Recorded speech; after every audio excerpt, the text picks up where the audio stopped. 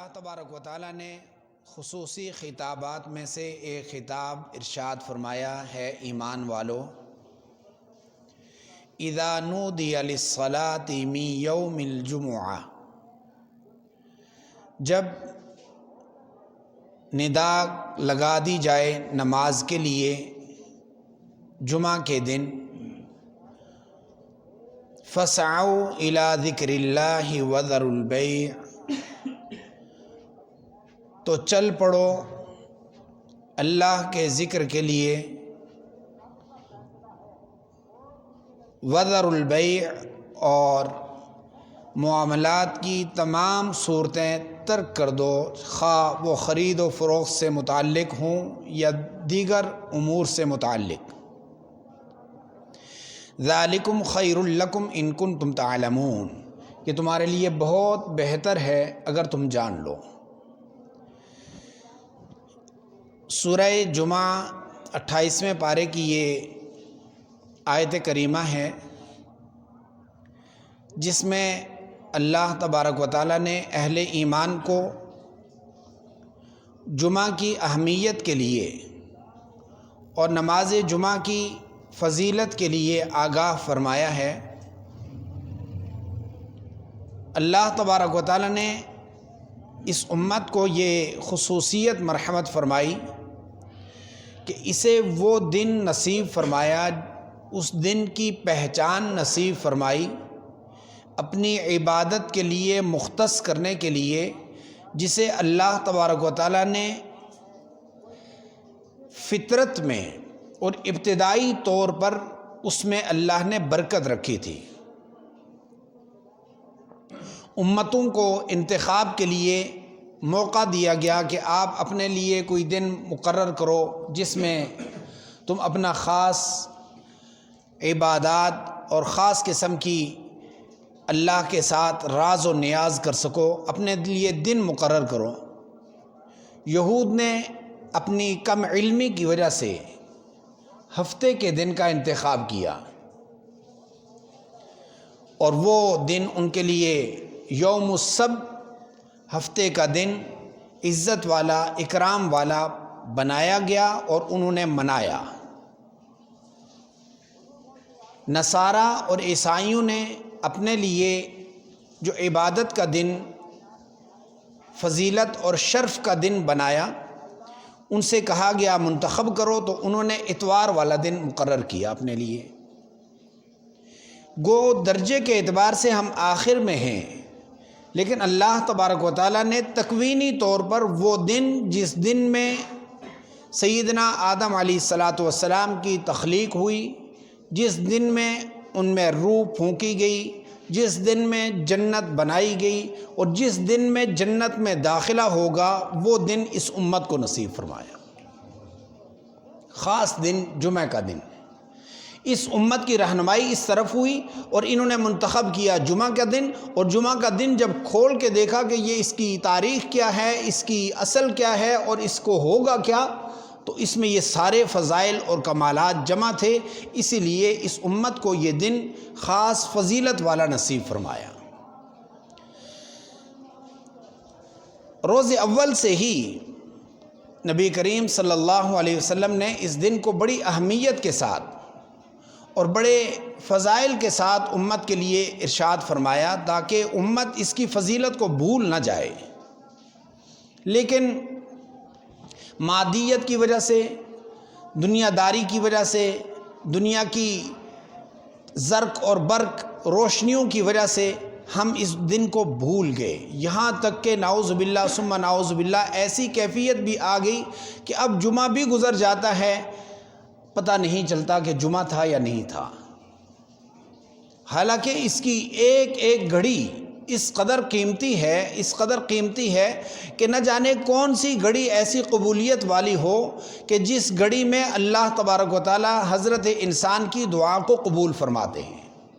خاص دعا۔ اس گھڑی جس کو وہ میچ ہو گئی، جس کے ساتھ مطابق ہو گئی، جس کے برابر ہو گئی، اس گھڑی میں جس نے جو دعا کی، وہ دعا اللہ کے ہاں مقبول ہو جائے گی۔ اس لیے اس دن کو بڑی اہمیت سے بزرگوں نے گزارا، صحابہ کرام کے ہاں بڑی اہمیت تھی اس کی۔ جمعرات سے ہی اس کی تیاری شروع۔ ہمارے بزرگوں کا معمول یہ رہا کہ وہ ہمارے تعلیمی ادارے آج کل بھی جو جمعے کو چھٹی کرتے ہیں اور جمعرات کو چھٹی آدھے دن کی چھٹی ہو جاتی ہے اور جمعہ پورا دن کی جو چھٹی ہے وہ اسی نظریے کی بنیاد پر کہ جمعرات سے ہی اس جمعے کی تیاری کرو۔ ہماری جو سالانہ تعلیمی اداروں میں اور دینی تعلیمی اداروں میں جو سالانہ تعطیلات اور چھٹیوں کا موسم ہے وہ رمضان میں رکھا جاتا ہے کہ رمضان سے ایک مہینہ پہلے رمضان کی تیاری رہے اور اسباق بند کر کے، سبق بند کر کے، ہر طرح سے تیار ہو کر کے رمضان کو گزارا جائے۔ چونکہ ہم غیر کی لپیٹ میں آ گئے، اس وجہ سے ہمیں دنوں کی پہچان ہی ختم ہو گئی۔ بس اتوار کا انتظار رہتا ہے کب اتوار ہوگا اور اس دن چھٹی ہوگی اور اس دن آرام کرنا ہے، یا دیگر دندے اور معاملات اپنے نمٹانے ہیں، پورے ہفتے کے جمع شدہ معاملات اس دن کو پورے کرنے ہوتے ہیں۔ حالانکہ اسلام کی تعلیمات کے مطابق اس دن کی اہمیت کے پیش نظر اس کو فارغ کیا گیا تھا دنیاوی کاموں سے کہ اب یہ عبادت کے لیے مختص ہے۔ چنانچہ نبی کریم صلی اللہ علیہ وسلم نے اس کو جب آپ مدینہ تشریف لے گئے، شب معراج جیسے باقی نمازیں فرض ہوئیں، اسی شب معراج میں یہ جمعہ کے دن کی یہ جمعہ کی نماز ہے یہ بھی فرض ہو گئی۔ لیکن آپ صلی اللہ علیہ وسلم نے اس کا اعلان نہیں فرمایا کفار کے غلبے کی وجہ سے۔ جب آپ صلی اللہ علیہ وسلم ہجرت کر کے مدینہ طیبہ تشریف لے گئے، وہاں پر پہنچتے ساتھ ہی آپ صلی اللہ علیہ وسلم ابھی تک مرکز پہنچے نہیں، جہاں پر پڑاؤ ڈالنا تھا، جہاں پر رکنا تھا وہاں پہنچے نہیں، اس سے پیچھے ہی ابھی ہیں۔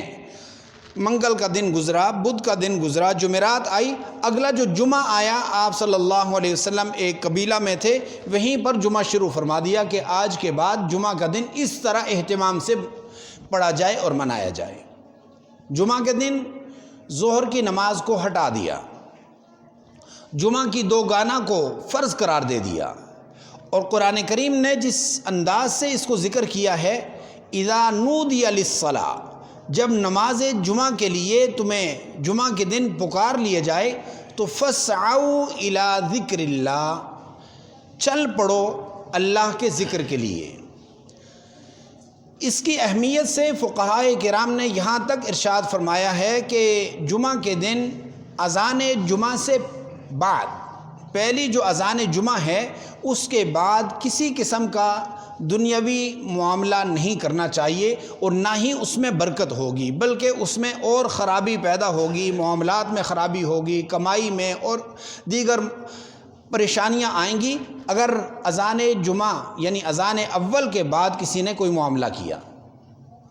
کیوں؟ اس لیے کہ قرآن کریم نے صراحتاً فرمایا فسعوا الی ذکر اللہ، اس سے پہلے تمہاری تیاری مکمل ہونی چاہیے تھی، کپڑے تیار ہیں، غسل کیا ہوا ہے اور خوشبو لگا لی اور اپنے بالوں کو سنت کے مطابق تیل لگا لیا اور پگڑی ٹوپی پہنی اور آپ مسجد کی طرف چل پڑے، یہ اذان جمعہ سے پہلے۔ اور یاد رکھیے کہ اذان جمعہ کیا ہے، بعض مساجد میں اب بھی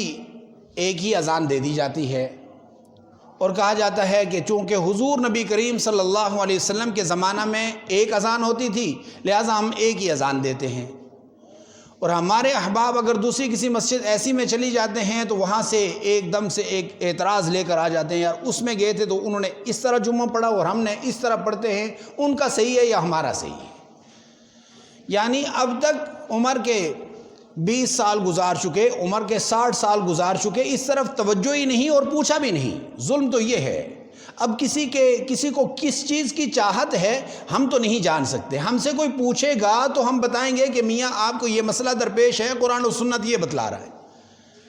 بہرحال اس حوالے سے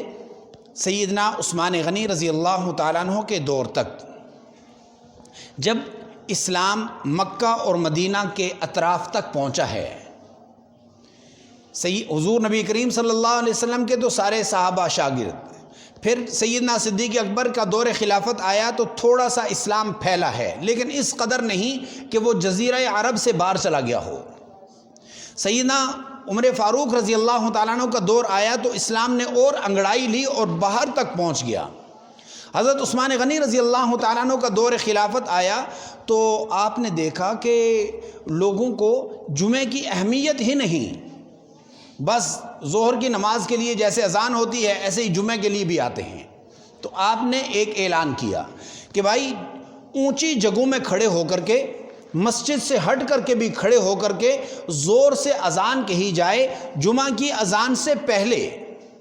جمعہ کی پہلی اذان اس اذان سے پہلے کہی جائے تاکہ مجمع کو اطلاع ہو جائے کہ یہ عام دن نہیں ہے، یہ خاص دن ہے۔ اس کی اہمیت کے پیش نظر وہ اذان دی گئی اور لوگوں کو اطراف مدینہ تک آواز پہنچی، اور ایسے ہی انہوں نے باقی اپنے گورنروں کو بھی اطلاع کی کہ جمعے والے دن اس کی اہمیت کے پیش نظر، چونکہ اسلام جہاں جہاں تک پھیل چکا ہے وہاں وہاں لوگوں کو اس کی اہمیت کا ادراک نہیں، پہلے سے اطلاعی اذان ہونی چاہیے تاکہ لوگوں کو اطلاع ہو اور وہ فوری طور پر اپنے کاروبار کو ترک کر دیں۔ ریڑھی بان ہے تو وہ ریڑھی کو روک دے، تجارت والا ہے تجارت روک دے، گھریلو معاملات میں محنت مزدوری کرنے والا ہے وہ محنت مزدوری، چاہے وہ سرکاری ہے یا غیر سرکاری، اپنے تمام معاملات کو روک دے۔ یہ روکنا ضروری ہے، اس لیے کہ قرآن کریم کہہ رہا ہے فَاسْعَوْا إِلَىٰ ذِكْرِ اللَّهِ، اللہ کے ذکر کی طرف چل پڑو۔ جس حالت میں ہو، جو معاملے میں چلے ہو، اس معاملے کو وہاں پر روک کر کے آگے اللہ تبارک و تعالیٰ کے ذکر کے لیے چلنا تبھی ہوگا کہ جب ہمیں یہ اطلاع ہوگی کہ اللہ کے ذکر کا ٹائم جمعہ کا شروع ہو چکا ہے۔ چنانچہ سیدنا عثمان غنی رضی اللہ تعالیٰ عنہ کے دور خلافت میں آپ نے یہ کام شروع کیا، 1 2 10 نہیں، اس وقت ہر طرف صحابہ کرام ہی صحابہ کرام تھے۔ کسی ایک صحابی نے بھی یہ نہیں کہا کہ یہ آپ نے نیا کام شروع کر دیا ہے، کہ یہ حضور کے زمانے میں نہ تھا اور آپ نے یہ کام شروع کر دیا۔ کسی ایک نے بھی جرا نہیں فرمائی، متفقہ طور پر وہ اذان شروع ہوئی، اور اس کے بعد سیدنا علی المرتضیٰ رضی اللہ تعالیٰ عنہ کا دور خلافت رہا، سیدنا امیر معاویہ رضی اللہ تعالیٰ عنہ کا دور خلافت رہا، سیدنا حسن کے رضی اللہ تعالیٰ عنہ کے 6 مہینے دور خلافت رہا۔ اس دورانیے میں کسی نے بھی اس پر کوئی اعتراض نہیں کیا، چنانچہ امت میں یہ معمول بن گیا۔ اس معمول کے مطابق یہ اذان اول کہی جاتی ہے تاکہ اہل ایمان اس کو سنتے ہی اگر کسی معاملے میں لگے ہوئے اس کو ترک کر کے فوراً مسجد کی طرف چل پڑیں، اور جمعہ کے دن اس اذان کو سننے کے بعد اپنے اللہ تبارک و تعالیٰ کے ذکر کے لیے نکلنے والے کس قدر اہمیت کے حامل لوگ ہیں۔ فرمایا کہ ان کا بظاہر یہ جو جسم ہے، یہ جسم تو چل رہا ہے اپنی محلے کی مسجد کی طرف، اپنی جامع مسجد کی طرف، لیکن در حقیقت اللہ تبارک و تعالیٰ اس کو حج کے لیے جانے والے کا ثواب دیتے ہیں۔ اور جمعے والے دن عصر سے لے کر مغرب تک کا جو وقت ہے وہ ایسا ہے جیسے کہ یہ اپنے عمرے کا وقت گزار رہا ہے۔ جمعے کو ویسے بھی احادیث کی بعض کتب میں یہ روایت دیکھنے میں آئی، فرمایا کہ یہ فقراء کا، غرباء کا یوم الحج ہے۔ غرباء اور فقراء کا یوم الحج ہے، یعنی جن کو وہاں تک جانے کی استطاعت اور توفیق بار بار نہیں ملتی، ان کو ہر 7 دن کے بعد اللہ تبارک و تعالیٰ نے ایک دن ایسا نصیب فرمایا کہ جس کو یوم الحج کہا جاتا ہے۔ اس کو ایسا گزارا جائے جیسے ہم حج کے لیے جا رہے، اس اہمیت کے پیش نظر آیا جائے کہ ہم حج کے لیے نکل رہے، تیاری ہو، گھر میں ایسا ماحول بنایا جائے کہ گھر میں چھوٹے بچوں کو بھی یہ معلوم ہو کہ آج ہم نے سفید کپڑے پہننے ہیں، توفیق کے مطابق جو اس کو صاف ستھرا لباس مہیا ہے۔ آج کل توفیق کس کو نہیں، ہر ایک آدمی کے گرمی کے علیحدہ، سردی کے علیحدہ، شادیوں تقریبات کے علیحدہ، اور ہر سیزن کے علیحدہ کپڑے اگر موجود ہیں تو کیا حرج ہے کہ جمعہ کا لباس علیحدہ کر لیا جائے اور کہا جائے یہ سفید لباس، یہ شلوار قمیص میں نے صرف جمعے کے لیے سلوائے ہیں، یہ جمعے کو ریڈی ہونے چاہیے اور میں نے صرف جمعے کو پہننے ہیں۔ یقین مانیے اس اہتمام سے خود تو اللہ تبارک و تعالیٰ نوازیں گے، لیکن نئی نسل کو آپ کی طرف سے یہ پیغام پہنچے گا کہ ہمارے والد گرامی، ہمارے دادا ابو اس اہتمام سے جمعہ کے لیے نکلا کرتے تھے کہ وہ خوشبو لگایا کرتے تھے، وہ اس طرح تیاری کیا کرتے تھے کہ کوئی بڑا کام ہے۔ جب ہم نے اہمیت کو چھوڑا، نتیجہ یہ ہوا کہ اب نئی نسل کو جمعے کا پتہ ہی نہیں، جمعے کے لیے ان کو تیار کیا بھی جائے پھر بھی وہ جمعے کی اہمیت نہیں پکڑ رہے۔ وجہ یہ ہے کہ ہم نے گھر میں وہ ماحول نہیں بنایا۔ عرض یہ کر رہا ہوں، سنت میں سے ہے کہ جو شخص جمعے کا دن ہو اور وہ غسل کرے، اور غسل کر کے اپنی توفیق اور استطاعت کے مطابق صاف لباس پہن لے، خوشبو لگا لے توفیق کے مطابق اگر ہے تو، اور تیل لگا لے، اور تیل لگانے کے بعد اور وہ اچھی طرح سے تیاری کر کے گھر سے جب وہ نکلتا ہے، اللہ تبارک و تعالیٰ اس کو اس نکلنے پر نکل کر کے واپس مسجد میں پہنچتا ہے، دو آدمی بیٹھے ہوئے، اتنے فاصلے سے بیٹھے ہوئے کہ تیسرا آدمی بیچ میں نہیں بیٹھ سکتا، وہ دو آدمیوں کو چیرتا نہیں، علیحدہ نہیں کرتا، بلکہ وہ اپنی جگہ کے مطابق جہاں اس کو جگہ ملی سو وہ وہاں پر بیٹھ گیا، اور بیٹھ کر کے خطبہ سنا، دعا ہوئی، اور یہ جمعہ مکمل ہوا۔ فرمایا گزشتہ جمعہ سے لے کر اس جمعے تک جتنے بھی اس کے گناہ ہوتے ہیں وہ معاف کر دیے جاتے ہیں۔ کیا گیا؟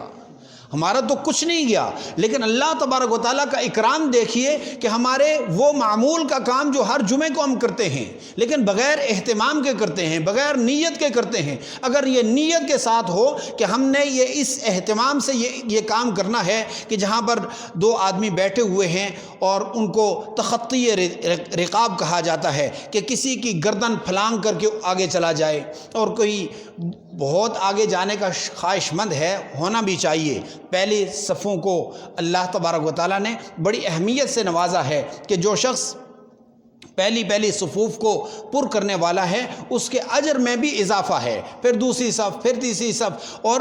جو آدمی اسی ترتیب پر رہتا ہے قیامت میں اس کو شوق بھی نہیں آگے آنے کا، وہ کہتا ہے کہ بس جہاں جگہ مل گئی سو پہنچ جاؤں گا۔ قیامت میں جو ممبر لگائے جائیں گے انبیاء کے، اور پھر امتوں کی کرسیاں لگیں گی، ان امتیوں کی جو کرسیاں ہیں ان کرسیوں میں اسی درجے کا حساب ہوگا جس شوق سے یہ جمعے کے لیے آ رہا ہے۔ اگر اس کا شوق یہ ہے کہ میں آگے پہلی صفوں کا شریک ہوں، نمازی ہوں، تو اس کو اگلی صفوں میں وہاں جگہ ملے گی، اور اگر یہ ایسا بدذوق ہے کہ یہ جگہ مل جائے نہ مل جائے، میں نے تو فرضوں میں پہنچنا ہے، امام صاحب اللہ اکبر کریں گے تو پہنچ جاؤں گا، اور امام صاحب سلام پھیریں گے تو میں واپس نکل جاؤں گا، ایسا ہے تو وہاں پر بھی بہت پیچھے کی بات ہوگی۔ اس لیے اس اہتمام سے جمعے کا